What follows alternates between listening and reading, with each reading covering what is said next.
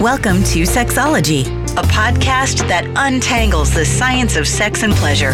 And now, with this week's episode, your host, clinical psychologist, Dr. Nazanin Moali. Hello there. Thank you so much for listening to another episode of Sexology Podcast. This is your host, Dr. Nazanin Moali. Today, we're going to talk about all the issues outside the bedroom that gets in the way of you guys having fantastic, passionate sexual experiences inside the bedroom. What I discovered throughout years of working with couples who are coming into me for sex therapy, some of the time, what I notice, it's not like one of the partners, they don't know what her or his partner wants. Most people in long-term relationship, they had this conversation over and over that like, this is what I want. And there is something happening in that dynamic that gets in the way of your partner giving you what you want. So perhaps it's either you're doing something that gets in the way, or the communication is not clear, or what you're asking is at times is conflicting with the person's internal narrative and stories.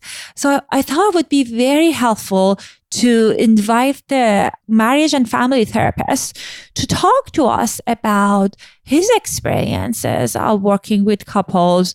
We're going to talk about what are some of the common issues that couples have and how you can work through some of these challenges. Our guest is one of my favorite licensed marriage and family therapists, Shayne Birkel. He is a therapist in private practice near Boston. He works primarily with couples and is certified relational life therapist with Terry Real as his mentor. Shayne hosts a weekly podcast called The Couples Therapist Couch that is all about the practice of couples therapy. He is the creator of the Couples Therapist Inner Circle, which is a membership site supporting therapists in their work with couples. Without further ado, here's my conversation with Shayne Buerkle.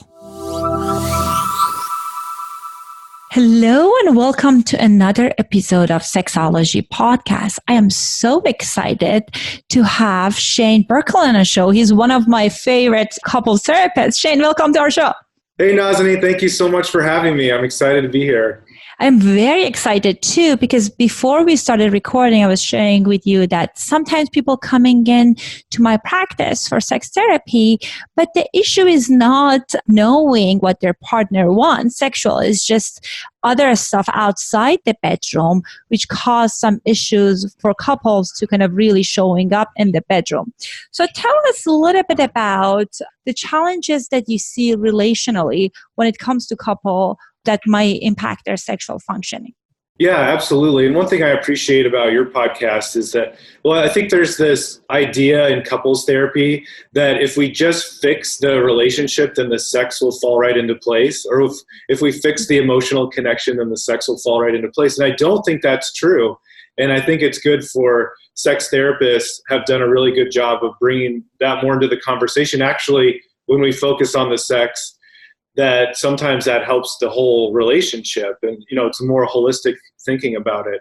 But with that being said, I do think that there are often times when the emotional connection can have a huge impact on couples' sex life. So things that people don't even realize that they're doing in their relationship can have a huge impact on their sex life in a negative way. And so, I think when we come into a relationship, we have all these expectations for what it should be and how amazing our partner is going to be and how they're going to complete us.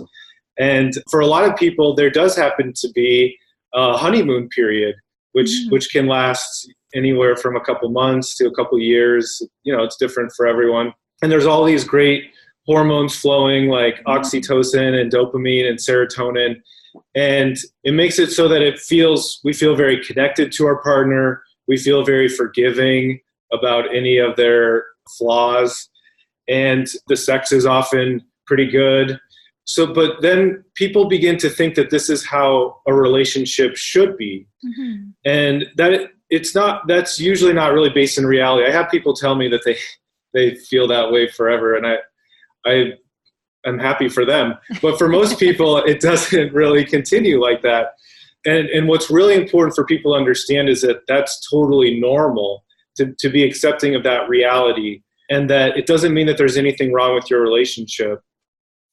And part of what we do when we get into a relationship is we begin to depend on our partner for how we feel about ourselves. And a little bit of that is okay. I mean, we can support each other, we can be there for each other. But when problems start to happen in their relationship, when normal things in reality that are difficult come up, or our partner has a different perspective than us, all of a sudden we start thinking, I'm doing something wrong, or my partner's doing something wrong, or I get defensive, or I withdraw.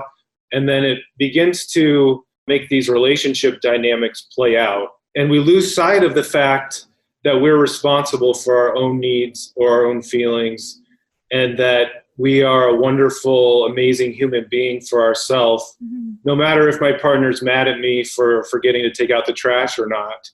And I can talk more about that as far as our feeling of self-worth and being grounded in reality is really important to the ability to set emotional boundaries with our partners. Mm-hmm. Well, and I agree with you that at times it's common that at least I see that sometimes the relationship is good and people talking about, okay, we're now like siblings and sex is kind of getting impacted. But other side of things, as you mentioned, other challenges are that people have unrealistic expectation about how they need to feel or they should quote unquote feel when they are in a relationship. He must or she must anticipate my need. I need to be at this kind of place of euphoria all the time. So I love that you're talking about kind of focusing on ourselves and focusing to meet our needs versus kind of putting it on our partners. So I think that's a fantastic point. Yeah, and even in those kind of sexless marriages, I don't know if that's the right term for it, or marriages where they're feeling like they're just roommates, they're just friends. I would say, and I do a lot of connecting it back to what you grew up with in your family. A lot of times what happens in those relationships is that one or both partners grew up in a family where they were avoiding conflict a lot. And so they had to keep their thoughts and feelings to themselves. And, strong emotions were perceived as dangerous or stressful or scary. And so we want to avoid strong emotions at all costs. And sometimes it's really important for those to sort of give those couples permission to look, it's important to say what you want. And I use this example oftentimes. It's like, if your partner says that they want to go have Chinese food, and every time they say that, you just go along with it and you say, yeah, sure, that sounds good. That sounds fine. What happens is you think that you're doing a nice thing by going along with what your partner wants, and sometimes it is nice. But what happens is over time, it really starts to impact the intimacy between the partners, because I'm not really saying what I want, because I really want Mexican food sometimes. And I'm never really bringing that up with my partner. And my partner begins to lose the sense of even knowing me. And so that's part of that. What I would say is me having a hard time owning my reality. I'm sort of catering to my partner and what my partner wants in order for me to not be rejected, or in order for me to not create conflict, because I'm making that decision probably based in fear instead of based in my reality and what I really want. And I think, as you said, like authenticity sounds like it's very important, because you're absolutely right that at times many people learn to be kind of more accommodating or not voicing their opinion, and they kind of scared that if they share that with a partner, their voice will not be welcome and they would lose their relationship. But in contrary, you're right that when you're bringing it up, you kind of showing up more authentically with your partner, and you give the opportunity for the partner to meet your needs. Because 20 years of going to Chinese food, that can be very challenging. I mean, if you're at a first month of dating, you might kind of be okay with kind of suppressing that. But I think as the relationship evolves, it's really important to kind of show up as yourself and kind of give a voice to your needs. Yeah, absolutely. And I think that I use the word self-esteem I know that's kind of loaded and people might have different ideas about that, but I'll use that to describe it. I think all of us have some lack of self-esteem. And what it means is that we question that reality that we're amazing, wonderful, good people, that we feel like we have to prove ourselves, that we feel like we have to earn it, or that it's not just that I made a mistake, it's that I am a mistake, at the core. And so there are different ways that we build up our self-esteem, I would say in unhealthy ways. Like for men, a lot of times it happens to be performance-based esteem. I'm enough and I matter because of how I perform in the world. If I can run the fastest, or if I can close the deal, or if I can make a lot of money, or if I can give my partner an orgasm, or whatever. It's like I'm basing my self-esteem on how I'm performing in the world, which is dangerous. It's a dangerous thing to do. For women, it's oftentimes it's other-based esteem. And it could, all of us do all of them, but other-based esteem is I'm enough and I matter because you think I am, and so that might be like the restaurant example I was giving. I'll just go along with whatever you say. I'll cater to your needs. And I'm a little bit fearful about bringing my voice into the situation because I'm trying to avoid conflict. And so the third one that I would mention is attribute-based esteem. I'm enough and I matter because I look good. I'm enough and I matter because I have a nice car, because I have the perfect family. It's about what I have makes me feel good about myself. And so all of those things are sort of fueling our self-esteem instead of that esteem coming from within us. And so if I'm really based in that and my partner comes home and says, hey, honey, did you take the trash out? Then I start getting really insecure. Like if I'm having a hard time with my self-esteem, I might say, I can't believe you're asking me about this again. Don't you know how busy I've been today? I'm getting defensive. I'm dismissing her reality. And it becomes very difficult to connect at that point because I'm coming from fear. She's questioning me, and now I feel like I have to prove myself. And so when I have that healthy self-esteem that's coming from within me, she could say that, and I can stay present with her and have good boundaries. That's where I can start to talk about boundaries. It's about, she could even walk in and say, hey, you're so lazy. You never take the trash out. What's wrong with you? But if I have those good boundaries, I take a deep breath and I say, wow, she must have had a bad day. This isn't about me. This is her inability to communicate. And I might say, oh, honey, I'll take care of the trash. Why don't you go sit down and I'll start making dinner too. But this ability to I'm staying present with her. Dream husband. What's that? Dream husband. Yeah. That's like once a month that I can do that. If I had a really good day that day. Yeah. So that's how I think about boundaries. And so none of us are perfect at this, right? We all have a hard time with these boundaries. But the better my boundaries are, the more I can connect with my partner and be present with her. And when I think some people tend to be a little bit more walled off. So they protect themselves, they withdraw, they tend to go within themselves and run away from conflict. And some people tend to be a little bit more boundary-less. We all fall somewhere on that scale. And they believe that they're entitled to, blame their partner for everything that's wrong in their life, something like that.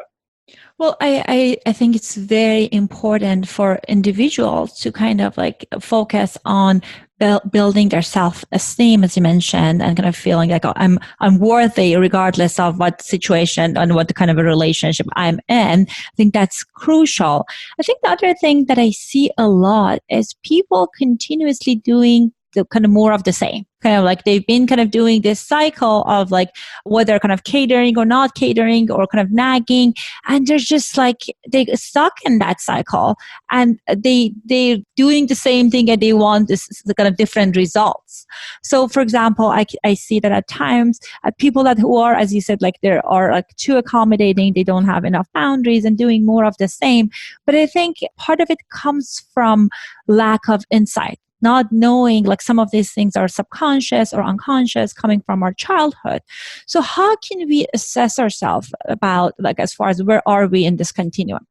Yeah, I think you're totally right. We get stuck in these patterns and it just keeps playing out, and it feels so hard to break away from it. And so in the way that I work, we do a lot of checking reality, so I think it's important to get really specific, because what happens is I start to think whatever I grew up with in my family, I think is normal. And my brain developed in a way to think that that's what I should expect. So if everyone in my family was really quiet and didn't say much and didn't talk about emotions, then I think that that's a normal way to be in a relationship. Now for my partner, maybe everyone in her family was really loud and talkative and talking about their emotions all the time and too much. And so we get into a relationship together, and what happens is we get stuck in this pattern where we both get home from work and she wants to talk all the time and talk about her day and tell me everything, and it's loud. And for me, it's like overwhelming. I can't be in this conversation. The more she talks, the more I just want to withdraw and get away from it. And the more I try to get away from it, withdraw, the more she feels hurt and wants to keep talking. And so that would be an example of a pattern that we get stuck in. In order to break away from that, we have to get really good at expressing what we want, from not about what's true, not about what's right, but about this is what works for me and this is what doesn't work for me. So and it takes a lot of that self-esteem that I was talking about, a lot of those healthy boundaries. And a lot of times it's good to talk about it outside of the situation. So, my wife and I are having a date night, and I'm thinking about how every day when we get home, I'm forced into like a half-hour conversation, and I'm exhausted and I'm having a hard time focusing. So I might say, like, while we're on our date night, I might say, hey, honey, there's this part of our experience that I've been thinking a lot about, and I'd like to make a plan, because I know you love to talk about your day right when you get home from work, but I'm having a really hard time with that. It's not because you're doing anything wrong. It's because that just doesn't work for me. You know how crazy my family was. We never talked about anything. So I have a hard time with that. It's something I'm working on. But it would be really helpful for me if, when I got home from work, if I could just have 15 minutes to go just zone out by myself, maybe go take a walk by myself, and just have some time to clear my head before I re-engage in family life, because that's just something about me that would be helpful. And I love that you gave the context when you were talking about it, that this is where I'm coming from, honey. It's not about you. It's more about how I grew up and how I process things. So your partner, if I was your partner, I wouldn't feel rejected hearing that statement. So I think that was very helpful. The other thing that, as you were saying that, I was thinking about, that's so important in long-term relationship, knowing that your partner cannot meet all of your needs, right? So if you need to process things, he cannot be or she cannot be your friends, your counselor, your accountant, your lover, all of those roles. And sometimes you need to have different resources in place, because at times, people have different way of processing things. And if you only rely on your partner for meeting all of those needs, you will get disappointed. And I think it's really important to not put too much expectation in the relationship and your partner. Yeah, absolutely. And that makes me think about something I meant to talk about, but I forgot. So I'm glad you brought that up again, because it's like that coming out of that honeymoon phase, there's this expectation that my partner can just, and again, this is a belief. It's not true or real, but it might be a belief that I have, that my partner is supposed to, in my family, my mom always took care of all the finances. So I have this belief that once I get married, that my wife is going to take care of all the finances or something like that. That's a belief. It's not true. It doesn't mean, if she doesn't want to do that, it doesn't mean there's anything wrong with our relationship, but that's what we do, right? In the example that I was giving about talking when we get home from work, like, it would be very easy for me to slide into, what's wrong with you? Why do you always want to talk so much? And it becomes about blame and judgment and criticizing the other person. So I'm saying my truth or my reality is right, and what you want is wrong. And so that's what we often slide into. And that's when we don't have a good self-esteem. It's like either I'm wrong or you're wrong, and I don't want to be the one who's wrong. So I'm going to be defensive and criticize you about what you're doing wrong. That's what most of us do. And so, like you're saying, it's really important for me to express, I would really appreciate if you could take care of the finances. That would be really helpful for me. And then what happens when she says, no, I don't want to do that at all. No, thank you. I was hoping you would take care of it. And then we have an issue that we have to work through. And so part of being in a healthy adult relationship is getting through that honeymoon phase, and then realizing that your partner's not perfect, realizing that they leave the toilet seat up and they leave the toothpaste open and they have warts and moles and imperfections, and still deciding that there are enough good things about this relationship that I want to stay in it. It's not perfect. We'll never be 25 again. And whatever great things about that, not having kids, having more sex, whatever things like that. I have to grieve the relationship that I want, the perfect relationship where I'm getting everything, and say, look, that's not based in reality. There are people who chase that their whole life. They go from one relationship to another. Maybe they last about 2 years each. And they end up being really unhappy, depressed, because they're chasing something that's not real.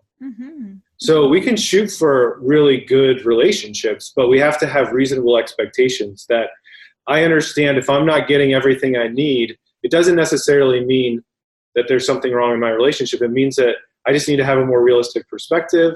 I need to be accepting of my reality. I need to be understanding of my partner. And it really helps take the pressure off the situation. Of course, there are situations where it's not good or healthy, and partners, sometimes it is a good decision to leave a relationship, of course. But I'm talking about the normal stuff, yeah. Right. And you're right that there are exceptions, like in domestic violence or abuse, those kind of situations that people need to leave. But you're right that sometimes I notice that people kind of want to be in that fantasy of high excitement and high rush of early phase of relationship. And when the relationship deepens and the bond deepens, but the excitement lessens, they get scared. As you were talking about financial situation, I was thinking about, I can say one of the number one reason beside the sexual challenges that I see impacting people's sex lives are the financial issues. Kind of the stories that they have differently around money. And it's just that resentment and frustration around financial issues are killing people's sex lives. Do you have any recommendation around that? Yeah, absolutely. And I think it's interesting to look at, because when we're talking about finances, there's so much psychological and emotional baggage that most of us have. Same thing with sex.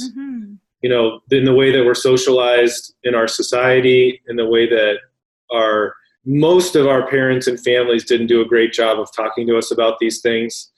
And so we have this psychological baggage. And so when I'm talking about finances with my partner, I think that I'm talking about finances, but it's usually about something so much deeper. And so sometimes I'll tell people, look, you're just talking about numbers. You're talking about addition, subtraction. We're talking about making a budget. We're talking about where it's coming in, where it's going out. If you are having emotions come up, then it's about something else.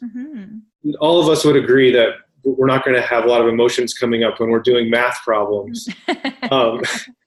And so when you start talking about money with your partner and you start feeling some emotion coming up, what you want to do is take a deep breath and slow down. We want to slow that down and say, wow, where is this coming from? Because money is a really important thing. It's connected to my security. It's connected to my ability to provide for my family, for my children. It's connected to my ability to have freedom in my life, to have control over making decisions about the things I want to do. So there's some really deep themes there that are so much richer and more raw than it just being about the money. And so what we want to do is try to pinpoint where that's coming from. And this is where, if we want to talk about family of origin, oftentimes there are two ways that we are influenced in our adult life by what we went through in our family. If we really break it down, we either model what we saw in our family, or we react and we do something opposite than what we saw in our family. So if my parents, let's say, were really not good with money, and they didn't have steady work all the time, and they just weren't very responsible and didn't take it very seriously, and we were always kind of in poverty, and they weren't taking enough responsibility for the financial situation to provide for the children. In that case, a reaction to that would be, for me as a kid, I end up being really good with money, or I end up being really good at saving money or something, because I grew up in that situation and I react to it. I never want to feel that sense of insecurity and poverty again. So I end up, money becomes something that's very important to me. Or that I grow up in that family and I model what I saw, and I'm just end up not being very good with money and not taking it very seriously. So it could go either way. But we all have values that we take from our families, and we bring that into our relationship, and our partner could have a completely different value that's also just as important. It's like, let's say that one partner, for them, it's really important to have experiences. It's really important to sign their kids up for sports and for camps and to go on vacations. And they want to have rich experiences in their family life in the present. And for the other partner, they're really concerned with saving for retirement. They're really concerned about having a nest egg in case anything happens. Those are both really good values. But those two partners are probably going to have some issues and some fights because one partner is much more comfortable with spending than the other. And again, it's really, really important when couples are having these conversations that they're bringing that really confident, healthy self-esteem. I'm enough and I matter. I'm a good person. There are good reasons why I believe this. I deserve to have a voice. And to take away blame and judgment and criticism, so that, and oftentimes it's helpful to take turns. Who's the listener and who's the speaker? So when I'm taking, when one partner is taking in the other partner's reality, it's not that they're agreeing to it. They're just trying to understand, okay, this is what's important to you. I really want to understand this. I really want to tell you that I value your perspective, even though it's different from mine. So we're not really coming to any conclusions, but the first step is to give each other acceptance and understanding in the conversation and let each other know that we're listening to each other and we value your perspective. There's no right or wrong. This might not work well for me, but I'm willing to listen to it because it's important to you, or something like that. Love that you kind of tied it back to the self-esteem kind of point, because what I see a lot, again, it could be stereotypical, but I see it a lot in my practice in the heterosexual couples, that the husband sometimes coming in with the budget, that I want to implement this budget. This is how I want things to be. And many of the wives, some of them they work, some of them they don't, and they become resentful. Because part of them, they feel ambivalent about, okay, maybe I want to follow this because it's going to be good for my family, but maybe it's about control. So it brings up lots of stuff from their family of origin and the stories that they had. And that then in turn, they kind of sabotage things in the bedroom, or they control with kind of like not wanting to have sex, or kind of like avoiding their kind of intimacy. And that's how they try to kind of cope with it, versus kind of talking about it in the same way that this is where I'm coming from with my money story, and my point is valid. What can we do? We can kind of work it out based on both of our perspectives. Yeah, that's great. I love that. That's exactly right. And let me just give an example of what it would look like if it's not working well. Let's say it's a male, a female, so it's a husband and a wife. And the husband says, you spend too much money, why are you ruining my life like this? Why are you controlling me? I mean, that's kind of, people might not say that exactly, but that's kind of what's implied. Why it's like, why are you doing this to me if their partner is spending money? And so what we want to do is get them more based in reality. This is about their anxiety. It's not about, and again, this is poor boundaries. I'm blaming my partner for how I feel. That's coming from a place of, I think that other people are responsible for how I feel. This is poor boundaries, poor self-esteem. What I want to do is get really clear with myself. Look, I have anxiety about money. That's not necessarily a bad thing. It makes me good at saving, or makes me take these situations seriously. But that's my stuff. That's my emotions. That comes from growing up in my family for whatever reasons. And that the more I blame my partner for that, like you were saying, the more she's going to feel a burden, the burden of that. And it does translate over to the bedroom. It does translate over to the sex life. That the more that I'm taking responsibility for myself and my emotions, the more attractive I am. Because I'm not feeling like a burden, or I'm it's not feeling like I'm putting on my pressure on my partner to meet my needs. And so, I talk to people about this with sex all the time too. If one partner tries to initiate sex and the other person says, I'm just really not in the mood right now, what happens is we often feel a huge amount of rejection or shame. And again, sex and finances are such loaded things. There's a lot deeper emotions that it's connected to. It's not about the sex. That's what I tell people a lot. That if I'm feeling that rejection and shame, what I need to do is take a deep breath. And, again, I do this a lot. This might be for another conversation or something, but I have people imagine their 8-year-old self or their 10-year-old self or whatever age, and think about a time when they felt rejected or felt like they were being neglected. They weren't getting the attention they needed in their life or something like that. Because oftentimes that deep sense of rejection, this goes back to this idea that we have, this unrealistic idea that once I meet my partner, they're going to heal all those wounds that I had growing up. They're going to be there for me. And I just try to initiate sex, which in my mind is good for relationships.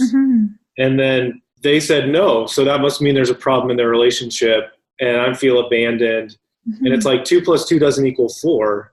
We have to rethink the reality of the situation. I'm feeling hurt. I'm feeling rejected. Those are my emotions. It doesn't mean there's anything at all wrong in the situation.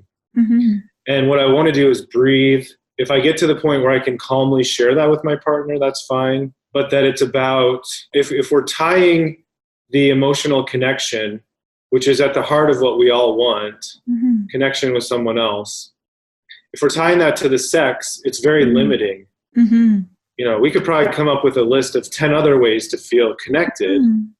And it just sort of opens up the conversation. Just because this doesn't work for my partner right now doesn't mean that there's anything wrong in their relationship. And the more that I do that work for myself, the more that I'm bringing a more realistic adult self to my partner and to my relationship, so that I'm doing my work, I'm taking care of myself. And so it's not about putting pressure on them, because I'm taking care of that 8-year-old inside of me.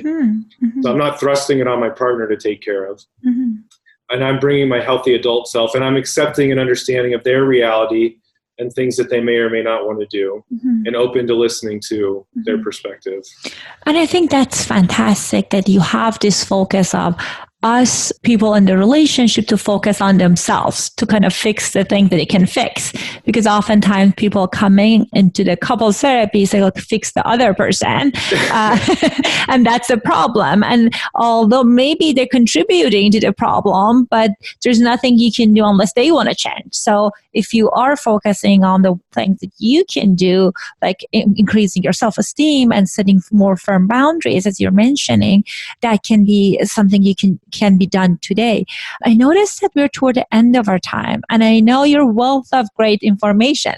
So this was a teaser for our listeners. So if they want to hear more about you and your great content, what are some of the good places they can find the information? Yeah, absolutely. I have a podcast called The Couples Therapist Couch, and it's primarily for couples therapists to learn about how to do good couples therapy, but I've got a lot of feedback from couples as well that it's helpful to learn about relationships just in general. But you can find that at couplestherapistcouch.com, or it's on iTunes. I have a practice near Boston, a private practice where I work with couples.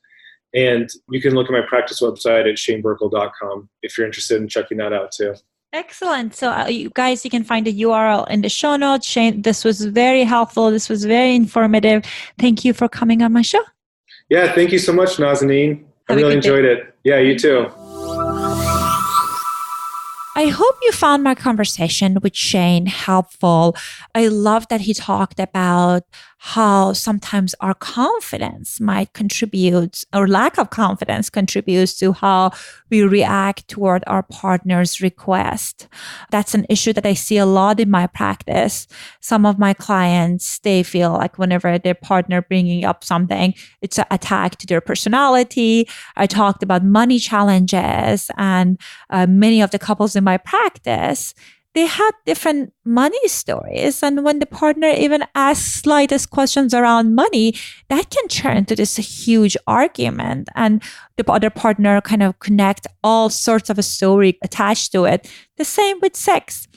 Anyhow, the other thing I wanted to remind you before we close today is just to make sure you're downloading the checklist that I created a few weeks ago of 101 things that you can do to spice up your relationship today. It has a variety of great options. I guarantee that you will not get disappointed with the list. I personally have been incorporating many of those recently because of how interesting I found like some of the activities are through my quote unquote research. Anyhow, I love you for listening to this show.